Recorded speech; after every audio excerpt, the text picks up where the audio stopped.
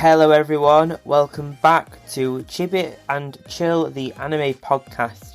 It's already February, so it's the first episode for February. I cannot believe that we're already in the second month for the year. So for me, this month, from a personal side, it's all about setting those new goals, setting new intentions. I'm really trying to make new habits kind of happen and form this month. Most people I know usually do that in January. It didn't quite happen for me. So February is the month to do it. I'm going to smash it out of the park this time. Anyway, last episode was more of a fact-heavy episode. A slightly different format last time. So it was more focused around lots of facts around being short and sweet facts around Studio Ghibli. And specifically their movie Spirited Away. So if you missed the episode or if you're new to the podcast, hello. And if you also love Studio Ghibli, be sure to check out that episode in the catalogue. You'll be able to find it wherever you found this podcast in the episode lineup. Give it a try, give it a listen. And if you want even more Studio Ghibli, there is a dedicated episode all about the rise of that amazing studio in the catalogue as well. Be sure to check that out. But this episode is dedicated to a different anime. This time it's all about Digimon.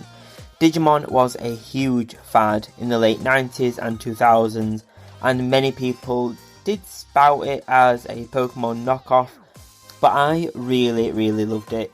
We'll go through some facts about the series and how it continued over the years and how it kind of struggled and went through its difficult kind of teen angst stage, we'll call it, and how the new games came about, how Digimon even became a thing, and much more. I learned loads during the research for this podcast, and I hope you'll learn a lot too. There's a lot to unpack, so let's dive straight in. So, Digimon, Digital Monsters, styled as Digimon, is a Japanese media franchise comprising of virtual toys, pets, anime, manga, video games, films, and actually even a trading card game, which I completely forgot all about. The franchise focuses on the digital creatures who inhabit a digital world, quote unquote, a parallel universe that originated from Earth's various communication networks. So it focused around the advancement of computers and technology that were actually only invented in the 80s, so it was still kind of really exciting, really fresh, and everything had that really nice 90s aesthetic to it. It was all kind of blocky and nice. So it started in 1997 as a series of virtual pets that were intended to be the masculine counterpart to the Tamagotchi that was insanely popular at the time. You couldn't go anywhere or see any TV show without an advert for the Tamagotchi. The Tamagotchi was egg-shaped and colourful, and these Digimon pets were more rectangular and slightly more subdued or more, sometimes more acidic in the colour choices. If you aren't aware, the Tamagotchi was a virtual pet, much like the Digimon, and you had this little digital pet and you had to clean up after it, you had to feed it, you had to train it, you had to take care of it, and it changed into a different type of Tamagotchi pet over time.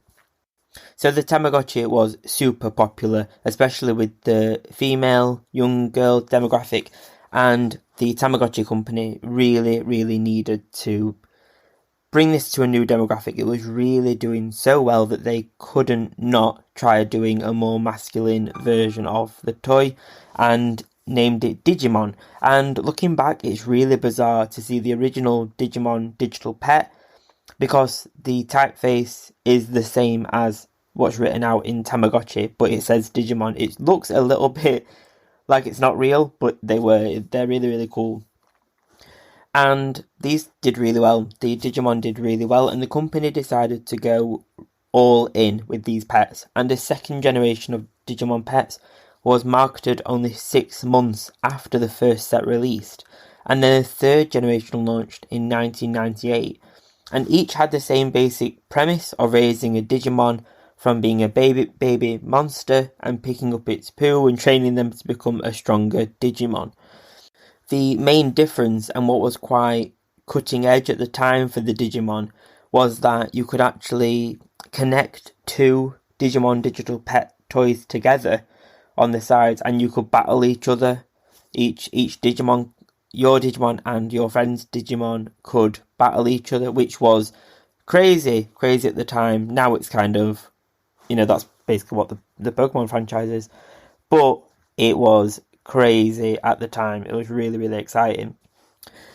And flowing from this popularity, a one-shot manga called Come On Digimon was released in 1997 in the Japanese magazine V-Jump, and this was later actually turned into its own manga series going forward with the same name, or at least a similar name.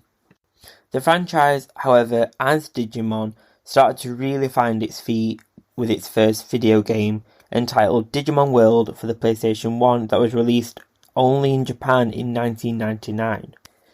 One of the shining moments and the area that actually introduced me to Digimon was, of course, the Digimon anime.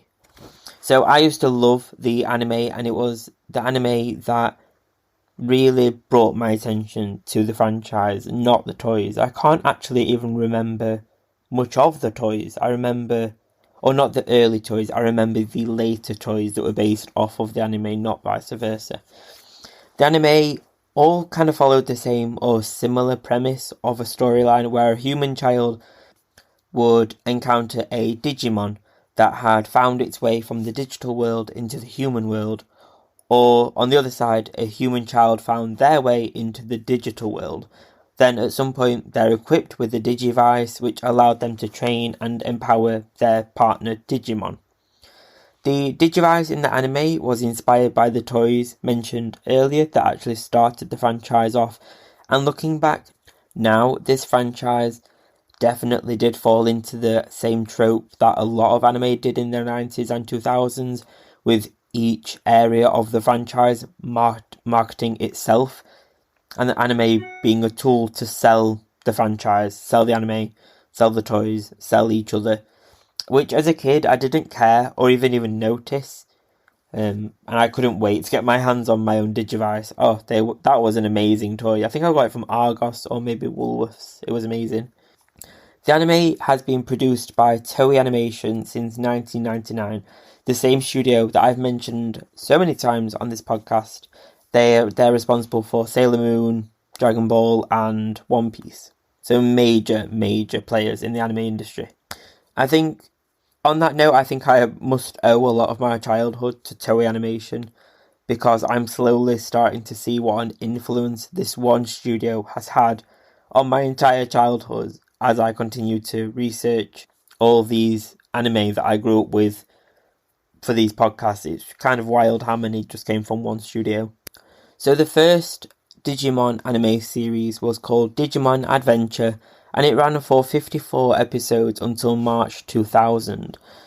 The English dubbing of the show was quite unique, however, in its way of keeping the Japanese names for the characters or shortening them, their original names, to make them at least sound more westernized. So Tai, the main character's name, didn't change, it just got shortened to Tai. Yamato was shortened to Matt in the dub. Izumi was turned into Izzy. Joe stayed the same. Takaru was shortened to TK. Sora stayed the same, and so did Mimi. And this was quite different to how a lot of dubs were being changed. So many of the westernized versions of these anime shows were heavily adapted for the West. Names were changed, environments were changed, locations, whole scenes were omitted, and Digimon didn't do this. They slightly adapted how the names were shown in the West, instead of actually just completely changing them. So if you haven't watched the original anime, here's a very rough plot summary of this series. So a group of boys and girls are whisked away into a parallel reality called the digital world. They were taken there because they were chosen to become the Digi-Destined, the children that would save the digital world from evil forces that threatened to destroy it and in turn also destroy Earth. Each of the children received a Digimon partner who was bonded to them and a miniature device called the Digivice.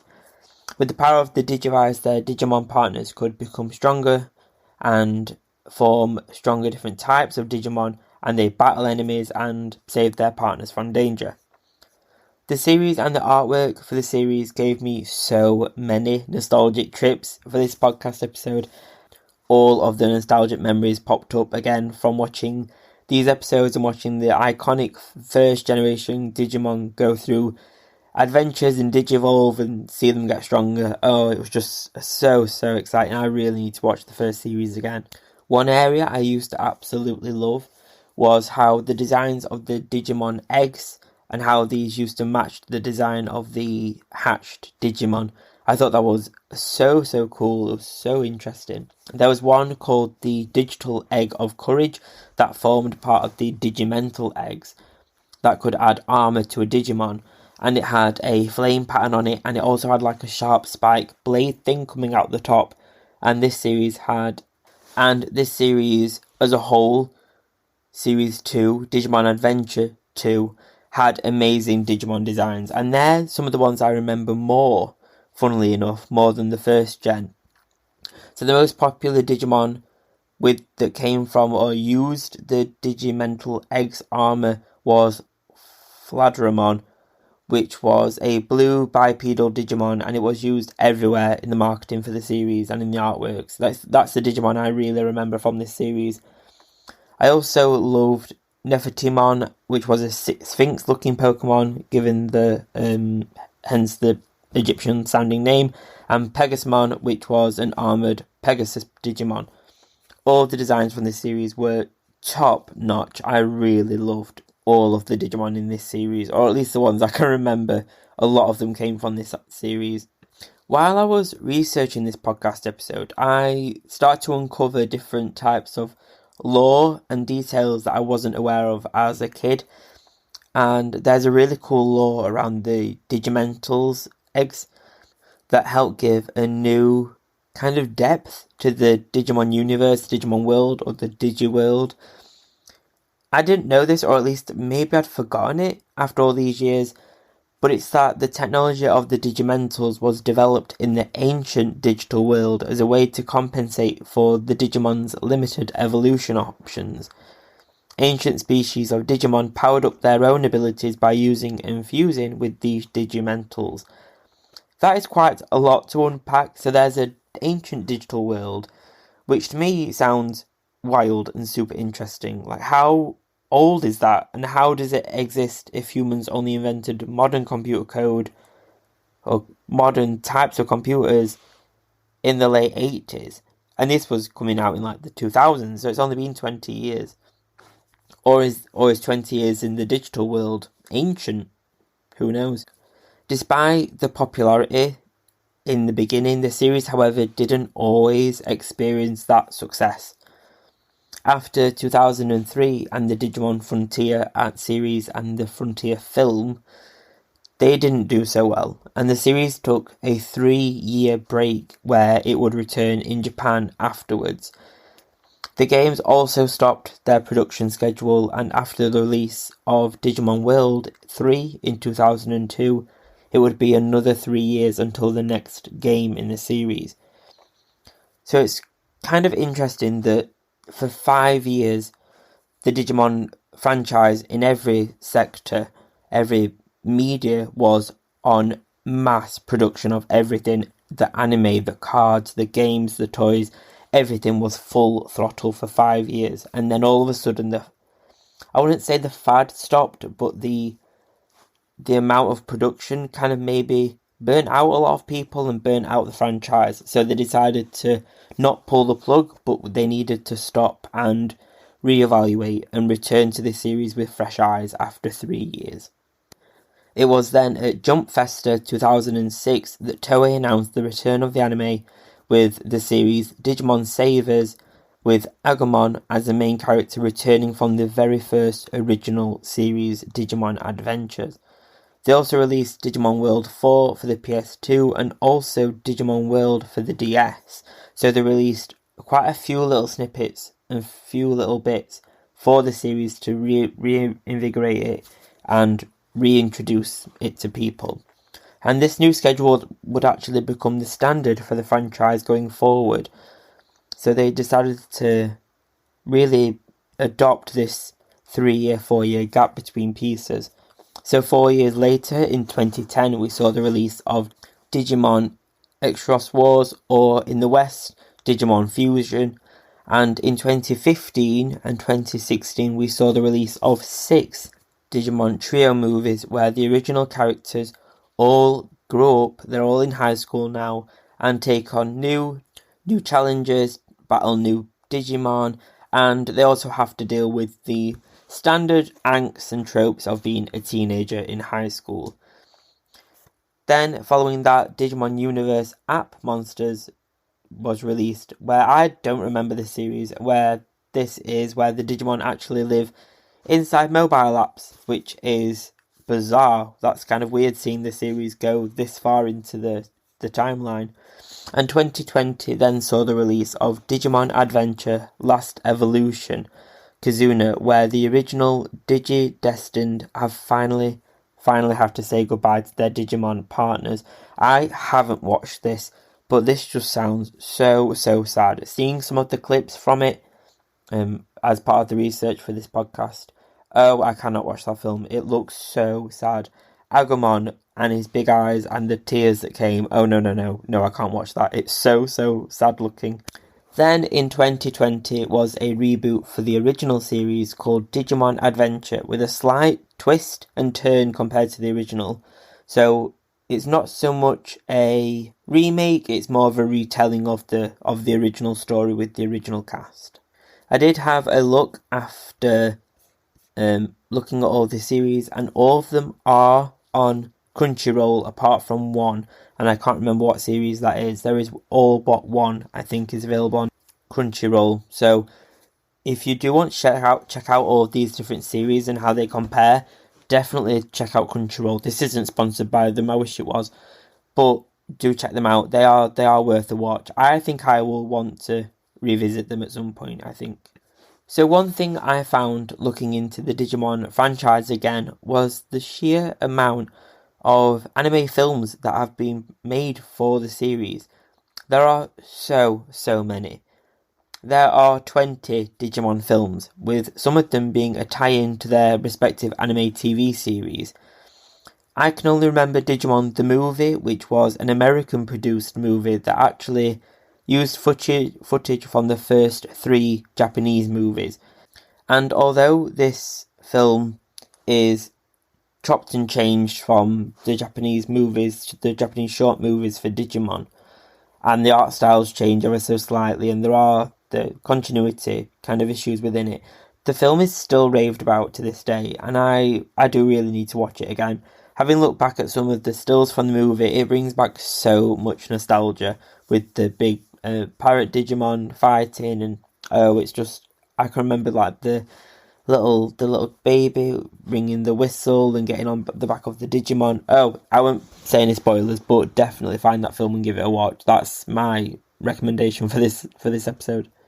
So the premise of that movie was actually that it was all super tech focused around a Digimon egg that hatched, but it was infected, and it hatched into a Digimon that eats computer code, and it caused worldwide chaos around the computer systems, and the main characters have to use their Digimon and head into the digital world to try and stop it. And the evil Digimon could make clones of itself and all that kind of stuff, and within the Digimon world, it's not like Pokemon where they don't really die.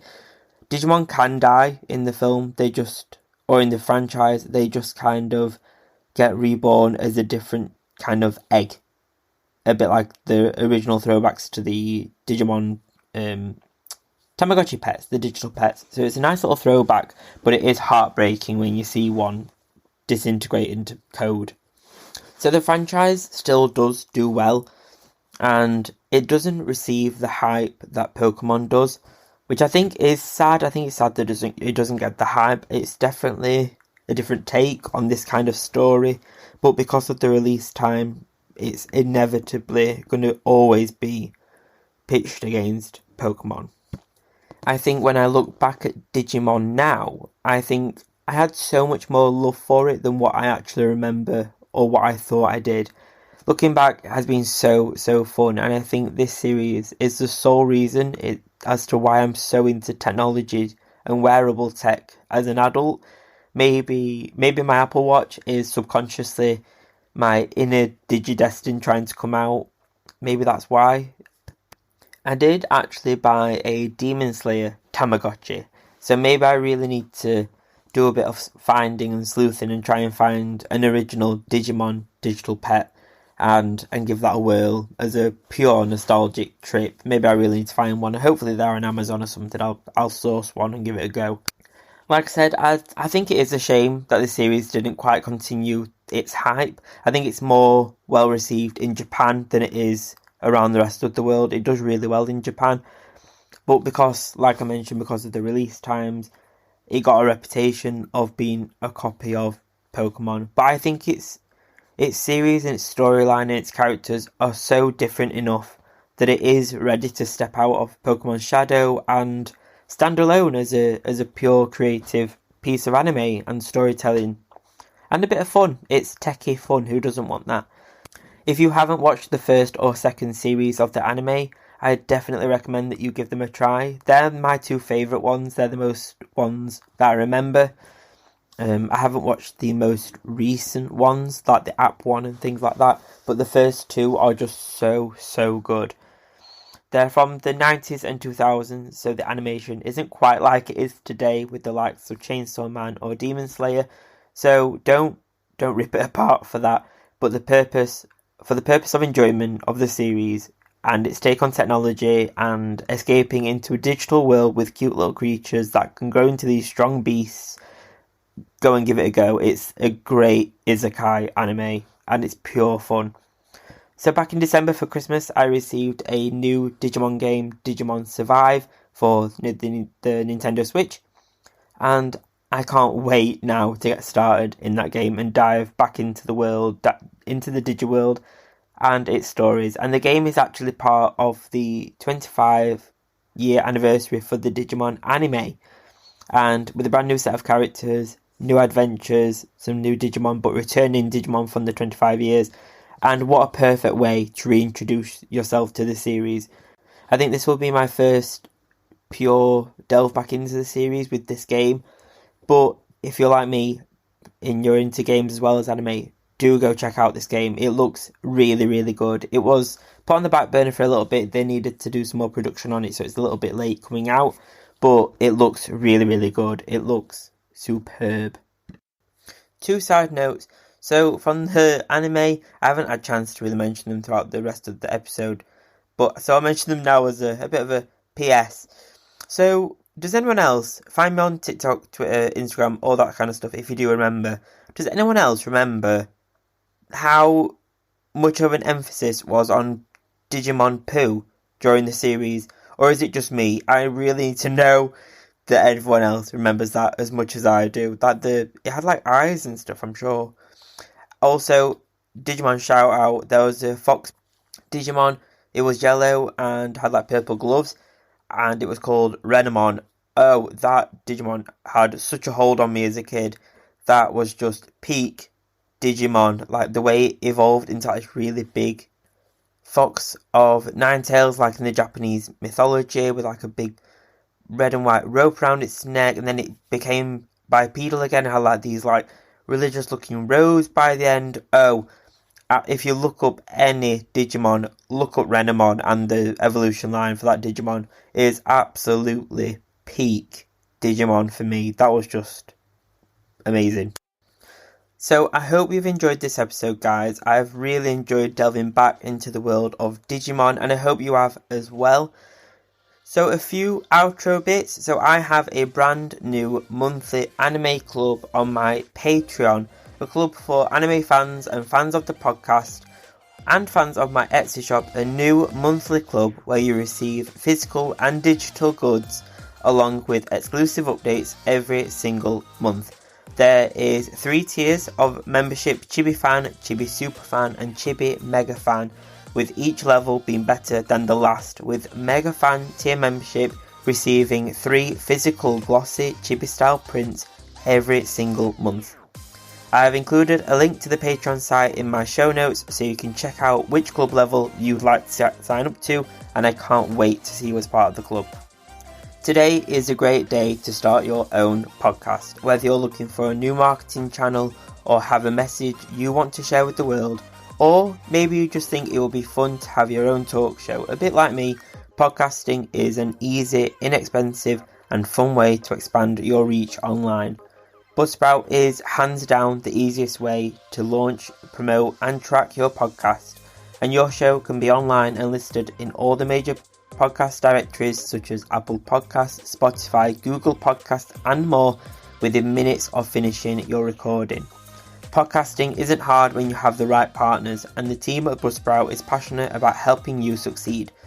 Join over 100,000 podcasters already using Buzzsprout like myself to get your message out to the world. Let's create something great together. So following the link in my show notes, lets Buzzsprout know we sent you and gets you $20 credit if you sign up for a paid plan and help support my show as well. Anyway, thanks for joining me on this episode. You can find all my social media links on TikTok, Instagram, Twitter, all that good stuff. There's also a buy me a coffee, show support link and more, so I love all the support you send over. Thank you so much, guys. Thank you so much for joining me on this episode.